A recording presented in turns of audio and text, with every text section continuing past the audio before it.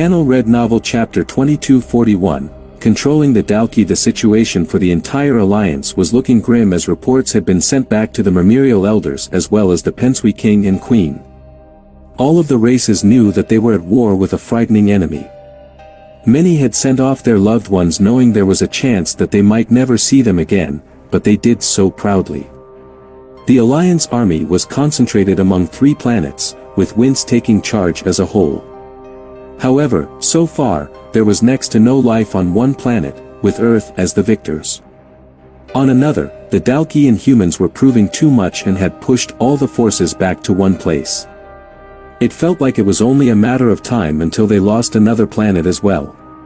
Then there was the planet which had the most chaos surrounding it, a push back and forth, a fight that could have either side winning. Because of the news so far, the Pensui and the Memorials were worried.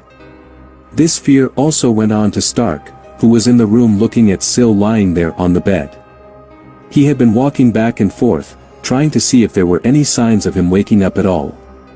Stark had even gone to extreme measures. He pulled both of Syl's eyelids open, he grabbed 2 large metal objects and clanged them together, but he still remained unmoving. "Why won't you wake up? Do you even know how many people are relying on you right now?" Stark asked. He had been talking to Syl a few times, updating him on the situation. Maybe there was a chance he could hear everything he was saying, and just maybe it would inject some type of fighting spirit that would wake him up. In the end, though, there were no signs at all. Syl was still breathing, and his heart was still beating, so he felt like he should at least be thankful for that. The problem was just sitting there, the time passing by with so many thoughts in his head, it was killing Stark. Especially with his mind that allowed him to process information quicker, just like with movement and so on, it meant he could come up with imagery of multiple disastrous situations in his head. "Arg!" Stark said, grabbing the sides of his head. He was about to hit the wall out of frustration but stopped as his ears picked up something, a thud that could be heard slightly off in the distance. Looking out from the building window, Stark could see the air slightly distorted by heat. It was concentrated in one area, and when one saw this, it usually meant a ship had landed. "Stay here," Stark said, smiling to himself because he knew that Syl could do nothing but stay in one place. Leaving the building, Stark thought it was important he checked out what was happening. The planet was empty the last time he checked. There was also still a ship for them to use and transport to another planet. But if another force or attackers had been sent and destroyed their ship, it would be bad news. Stark would run on the ground in short blasts, taking cover behind buildings and large rocks that were just randomly placed on the street. The Amra planets were just set up this way. He wouldn't complain as it was handy for him in this type of situation. He continued to go forward until he eventually could hear the sound of others. He quickly rushed out to one of the main streets and hid behind a wall that was around 1 meter high, bending down. The enemy, they returned, but why would they bother coming back to somewhere like here? Stark thought. He could see a group of 10, and it was a mixture of humans along with Dalki. The humans that were with them, although wearing beast gear for safety, didn't exactly look like fighters and had quite a few objects on them that didn't look like weapons either. In fact, the 4 Dalki seemed to be more so escorting the group of people, and there were 2 fighters on top of that, while the rest were using the strange devices. Are they researchers? Stark wondered. So why have they come here? Listening in, he would stay close while gathering information. These 4 armed aliens are a little bit heavy, do you mind moving them for me? One of the researchers asked, looking at the Dalki. The Dalki looked the human up and down, and almost looked like he hesitated. Stark wasn't the only one who noticed this, as one of the other guards who was human walked forward. Listen to the researcher, you know that there are Jack's orders, or do you want me to inform him that you aren't capable of following orders? The human asked. With no complaints, the Dalki continued and lifted up the Amra, placing him in front of the scientist, who used the strange devices to examine the body. They weren't just doing this for the Amra, but with the Memorials and the Pensui as well. Well, it's quite clear from what we have so far that these are 3 distinct races. I doubt they are even from the same sector here, one of the researchers stated. I would agree, it makes you wonder how these three races even came together in the first place. The stone-like creatures who seem to be the inhabitants of these planets don't seem to have advanced enough technology to communicate or travel outward. It isn't our job to figure out why, another researcher added. It's our job to figure out where they came from. If they aren't from this planet, then no doubt they will become the next target, as they were most likely working with these guys to summon demons. Judging from their conversation, it was quite clear that the Pensui and Mermerials had been added to Earth's hit list, but they were going to be added anyway. There was no need for Stark to get involved though. Hopefully, after they were done with their research, they would leave the planet. Just as Stark was about to leave, though, he could hear the human guards having a conversation that interested him quite a bit. "Hey man, aren't you scared about talking to the Dalki like that? I mean, these guys are strong, and if you get on their bad side, I don't think they would be scared to take us out." The man bumped his friend, looking nervous, and was looking around to see if the Dalki were listening. "The Dalki, you don't have to worry about them. If you just mention Jack's name, then they'll do what they're told. You know they listen to everything he says." The man replied back confidently. Still, the Dalki used to be the enemy of mankind. Do you really think they can just follow another human like so? I mean, even if he's done a lot for them, why would they listen to him so much that they wouldn't even hurt us? The other replied back. This time, the other man looked around to see if the Dalki were listening in. "Alright, this is just a rumor, so take what I say with a pinch of salt. But if it wasn't true, then I think I would have been flattened by now, just like you said." The man spoke. "You know how all of the Dalki have powers now, right? This is all because of Jack himself. He had to give power to each and every one of them, and that includes the two big guys, Pine and H. The Dalki that don't have powers follow these two, but the two of them follow Jack, as well as the other strong Dalki, all because of his soul weapon. Apparently, Jack has the power to take away any ability he has given, with his soul weapon. These Dalki care about strength more than anything, and their new powers are what allows them to top one another. So a mention of taking a power away, and these guys will do anything you say." Stark had heard every word, and in his head, he was processing the information at a quick rate. Can't this change the whole outcome of the war? This whole time, we were going after Syl to revert the memories, but without the machine, he can't do that in mass. But if we were to go after Jack, can't we force him to take all the powers away from the Dalki? Stark thought. Channel Red Novel Chapter 2242, Overstaying. Stark had overstayed his welcome by the wall. He had slowly been moving along with the rest of them to see if there was anything else he could hear or find out, since the information he had received so far wasn't too bad. At the same time, he didn't want to stay away for too long from Syl. Could you imagine, the moment I decide to go out, that guy finally wakes up, and I'm sure if he did, he would be really confused. Stark thought. Turning around, he was looking at his path. He just needed to run through an alleyway and take a right in one blast and he would be fine. That was until a shadow from above was cast over him. "What's this? I thought I could smell something fresh," the Dalki said. "It looks like one of them is still alive on this planet after all. This will make our job a lot easier." Stark didn't say anything. He didn't think of a witty response or any of the sort, and had just decided to run.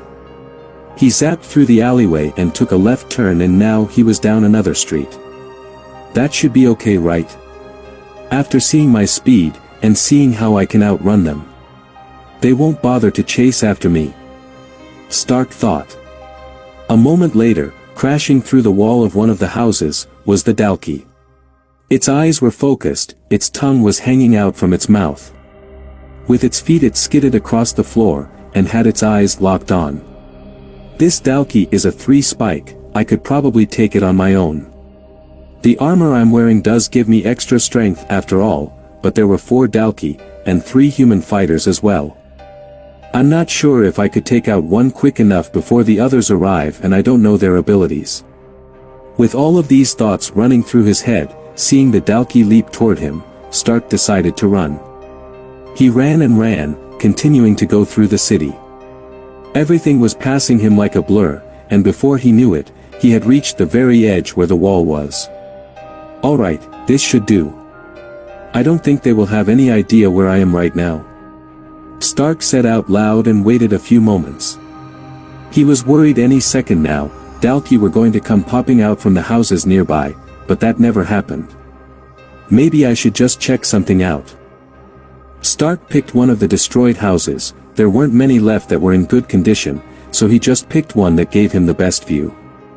Jumping, climbing, and using his hands, everything was much easier with the armor Quinn had gifted him. Originally he thought it was something just for speed, but he could tell now it was something a lot more than that. After reaching the top of the broken building, he started to look off in the distance at the city. I guess, I was worried for no reason. The moment Stark finished saying those words, a big explosion of dust was seen flying in the air, and one of the standing buildings started to tumble down. Now, what are the odds that the Dalki chasing after me did that, and is still after me? It was a few miles out from where Stark was, so it would be a while until they found him, and with how much noise they were making, it was easy for him to just move to another section of the city if need be. But, the random destruction around the city was continuing, with whatever was left of buildings was tumbling to the ground, and it almost looked like there were no signs of stopping. Is that their tactic, to just go ahead and destroy everything that I might be hiding in or behind? These guys don't really have a brain, do they? Stark thought, but there was a large concern on his mind. They were adamant on finding him, and if they continued like this, it would also mean they would eventually break the building that Syl was in as well. This is more trouble than I originally thought. Stark had no choice but to run into the heart of where the destruction was taking place. Just as it didn't take him long to run away, it didn't take him long to reach them either. Not getting too close and hiding behind one of the large rocks in the street this time, Stark could see all four of the Dalki, crushing building after building with their bare fists. The humans would then search the place after, while the researchers were left in the back. Those researchers don't look like they'll be trouble. The difficult variables are the humans, so it might be best to get rid of them first. Stark waited for the right moment, and it didn't take long for it to come. The humans were confident that with their strength they could take on one Pensui. So they had split up as they went to search one of the destroyed houses. Stark just had to pick a target, and then when it had entered one of the rooms, blocked and away formed the others, he ran as fast as he could. His hand was pointed and thrusted right through the human's head. He was dead in an instant, and was unable to even use his powers. In a fight to the death where you are after my life, this is one of the only outcomes. Stark placed his hand over the human eyes. It was a more peaceful appearance. Then dragging the body on the floor he hid it between two buildings and placed quite a bit of rubble over it. I didn't see anything inside here. Not for me either. The other human replied. Don't you think Phil is taking a long time? Yeah, maybe we should check it out. The two of them walked into the building where their friend Phil was. They looked around carefully, and that's when they could see blood on the ground. Look at th-. One of the men was pointing at the floor. Before he met the same fate as his friend Phil, moving from one, Stark went right to the other, and stabbed him in the back of the head, killing both of them quickly. There are many Pensui that have died in this war, and I still feel I have yet to do my part and avenge them, but at least this will be a start. With the unknown variables out of the way, it was now time for the four Dalki, but he still wasn't confident he could beat all of them. Lifting one of the dead humans' bodies on his back, Stark went to walk out. Hey! He shouted. The Dalki that were eyeing up their next building to destroy turned around when they could see their target, but he had something strange on his back. Stark threw it on the floor. I've already dealt with 3 of you, and the same thing will happen to all of you. Stark taunted them, and in doing so, all 4 of the Dalki acted rather than thinking. They ran straight for Stark. Seeing this, Stark ran ahead avoiding a fight, but he didn't run at his full potential. He wanted the Dalki to see him, just like when running away from H. The Dalki continued to follow, ignoring everything in their way as they crashed through rocks, houses, and rubble. This should be far enough, Stark thought, knowing that the wall of the edge was soon coming up. Now he ran full speed. He soon got out of all of their sight, but instead of running straight or backwards, he ran to the right, all the way round, until he had come back to the point at where he needed to be. He was back at where Syl was. It should be a while before they get to here, that should buy me some time, Stark said, as he entered the building and started to walk up.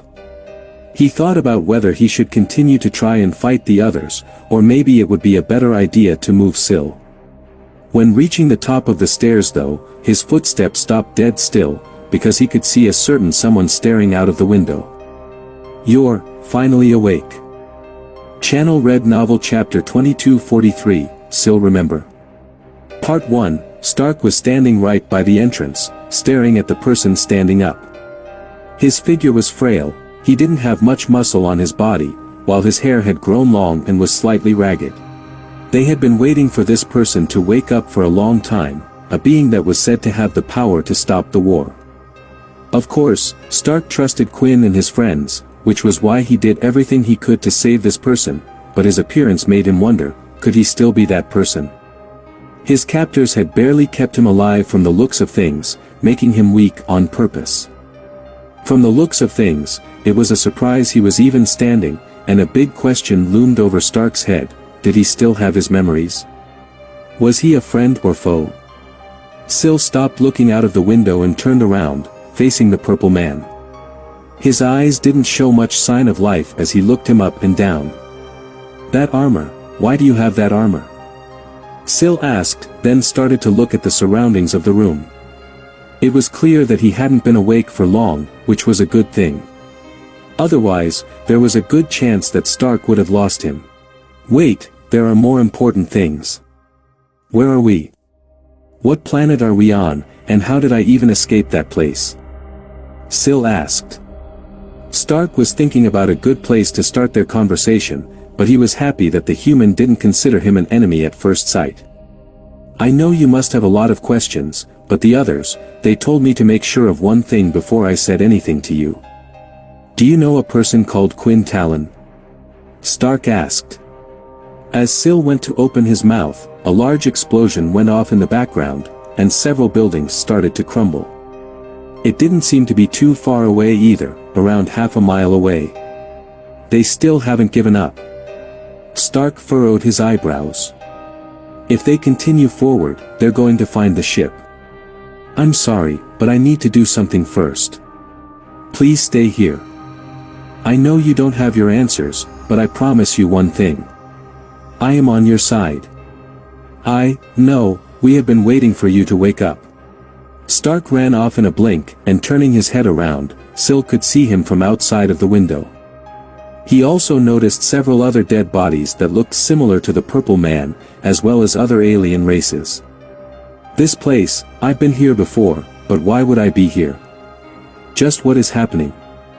The four Dalki were using their strength to destroy building after building with a single hit. They didn't care about what they were doing, and the researchers were starting to get a little concerned about what was happening. "Is this really necessary?" one of them asked, his voice shaky. Unlike the guards who had perished, they hadn't heard the rumor, nor had any idea why the Dalki were working for Jack and helping them. During their time observing the Dalki, they felt more like hungry, power-hungry beasts rather than humans that could be rationalized with, which was why they approached them in a gentle manner. "There might be others that are still alive in the area or hanging by a thread that we can get our answers from. Destroying everything like this might not benefit us at all." The Dalki, who had originally chased Stark, who had a longer tongue than the others, turned around. They had all stopped destroying things for a second. "For a researcher, you're certainly not using your brains," one of the Dalki replied. "For as fast as that purple man was, when did he slow down? And on top of that, why hasn't he left this city if he's scared for his life?" The answer is simple. He's trying to protect something. He was luring us away. Maybe he's gathered a whole group of them already. Just shut up and don't complain. We are all doing the same job. When the Dalki turned around, a large smile appeared on his face because it looked like his plan had worked. Stark was standing in front of them all. "I understand now, all of you won't give up until you find me. Little did you guys know, I was the one that was giving you a chance," Stark said, walking forward. The Dalki welcomed the challenge and was excited that this person would face up to him. When he was in range, he kicked off his back foot, going forward with a punch. With Stark's amazing speed, it was simple to dodge, and his sharp hands went to rip through his body. The idea was to penetrate the Dalki, but instead, the drill-like claw that Stark was using was almost pushed back by the hard muscles and skin.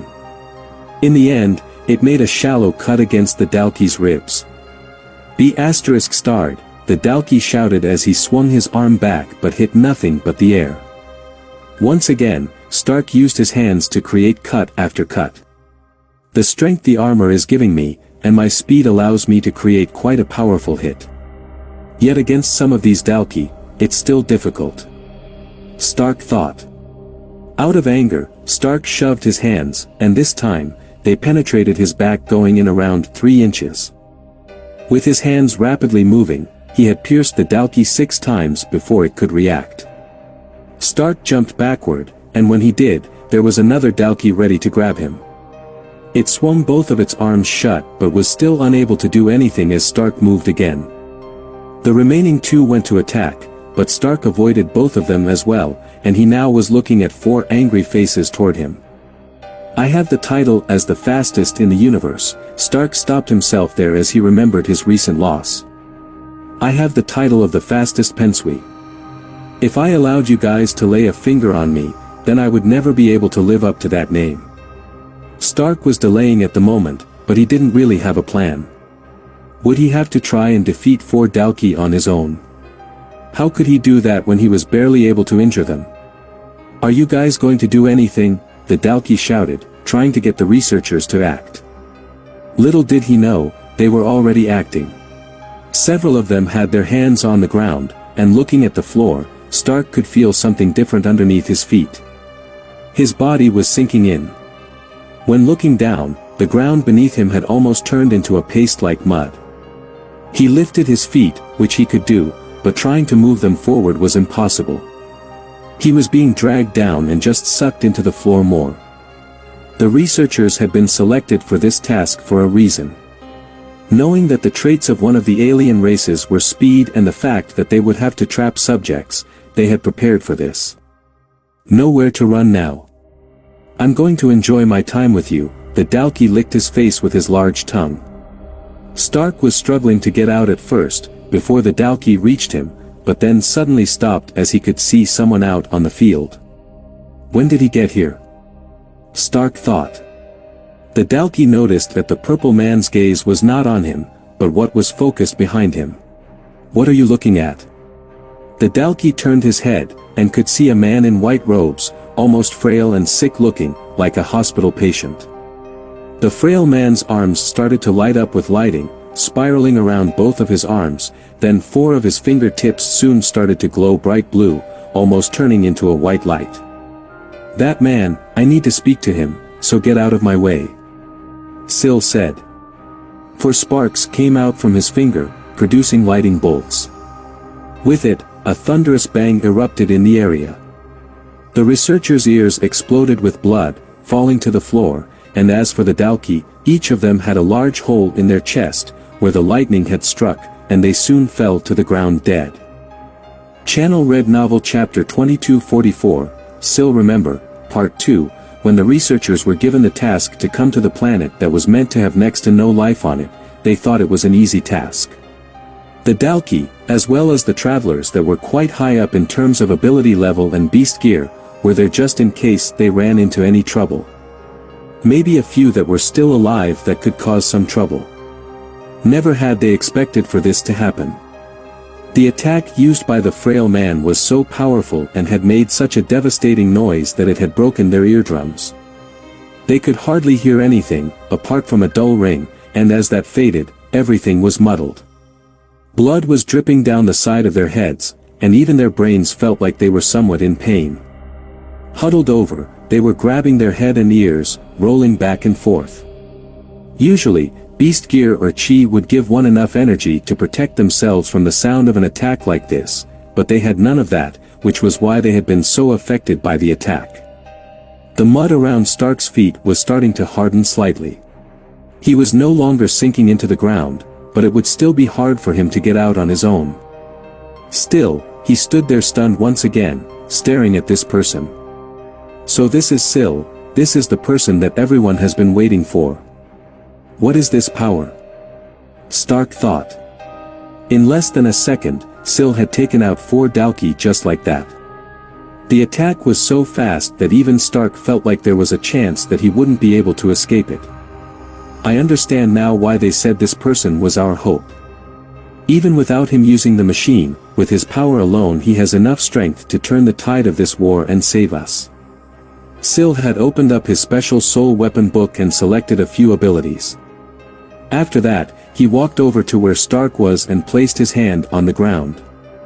The mud substance underneath his feet started to move, and Stark was shot right up. When he landed, the ground was hardened again and was back to normal. The things he was seeing, the powers he was using, it was amazing for Stark even now. He had heard what Syl could do from the others, but seeing one person use a variety of abilities, and each one so skillfully, was still an amazing thing for him to see. We need to make sure these researchers don't talk, Syl said, placing his hands on the ground again. Soon, a whirlpool of mud appeared underneath all of their bodies. They were getting swept in until their whole bodies sunk underground, and only their heads could be seen. After that, the mud around them started to harden. Syl could easily kill them, but he felt that doing so would leave a bad taste in his mouth. After all, they didn't truly know what they were doing. To answer your question from before, I know Quinn. I know him very well, in fact, enough to know that what you are wearing right now used to belong to him, Syl answered. This rise of energy started to overcome Stark. He didn't know what overcame him, but he fell to his knees right there and then. Without realizing it, he had built all of this tension in his head, and after seeing his powers, he was waiting for those words. There is a lot I need to tell you, Stark said. Stark started with Quinn's story, what had happened to him.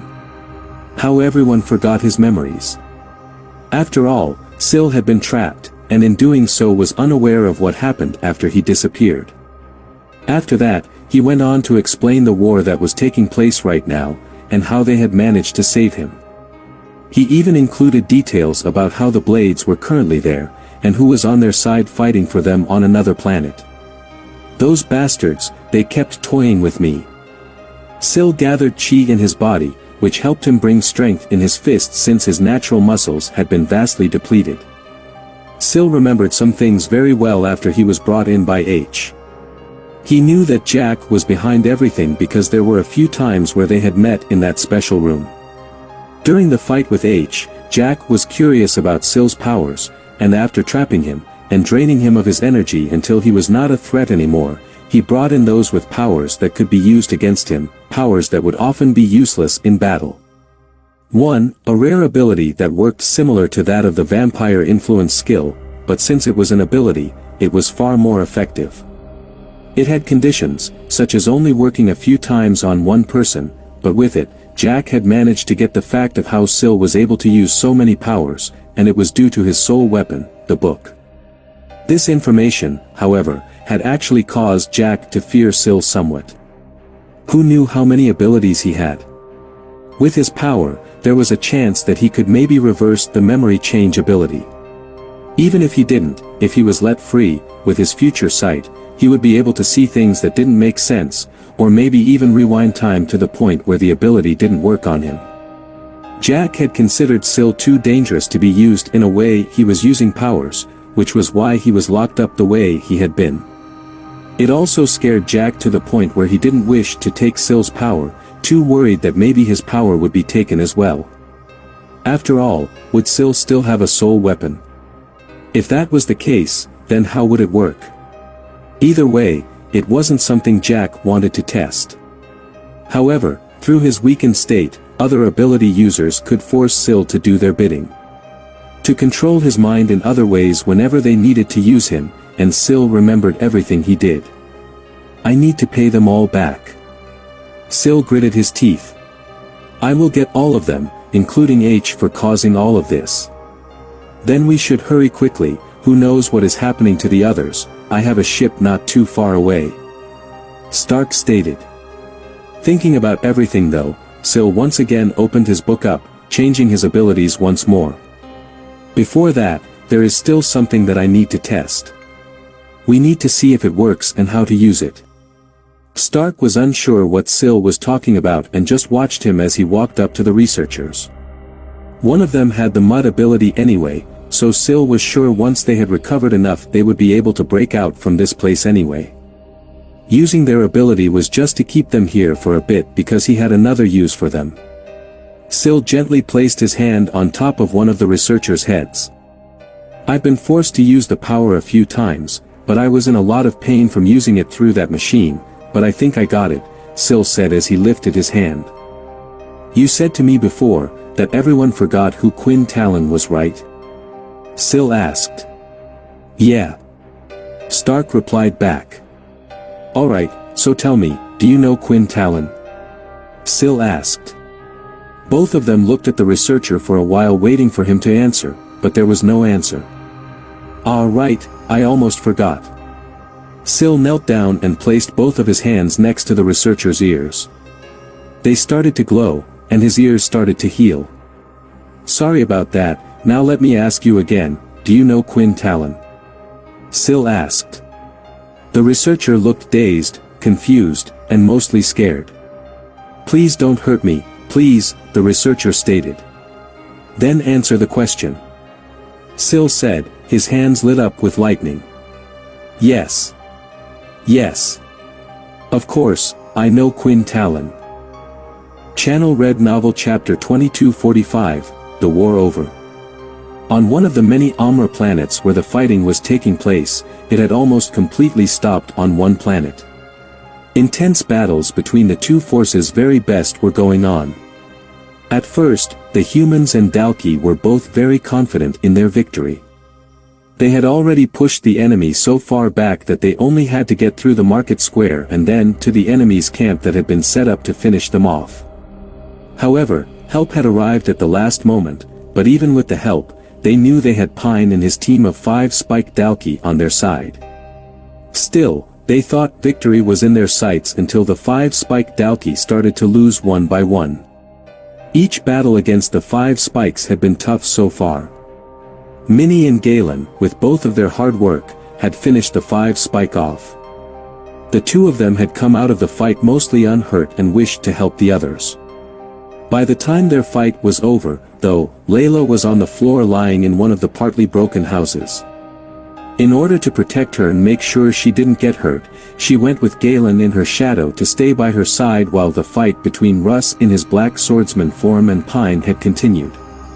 Logan and Vicky had managed to defeat the 5 spike, but in doing so, Logan was on his last breath.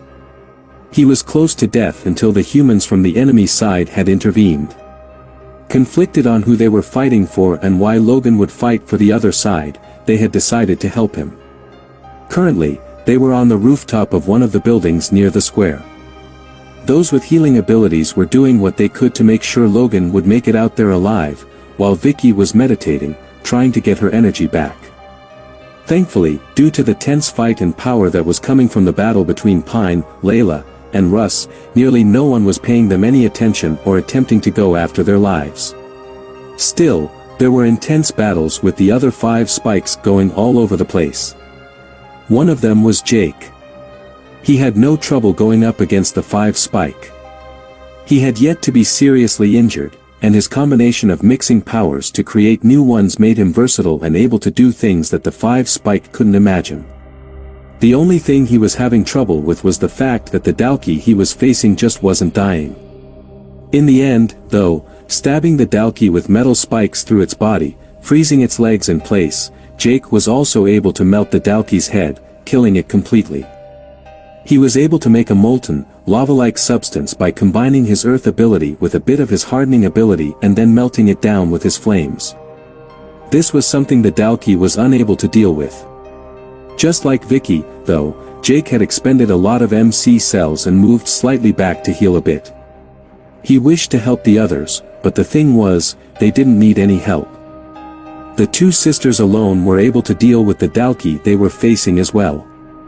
The versatile water blood that Cyril could use allowed them to attack from all sorts of different angles.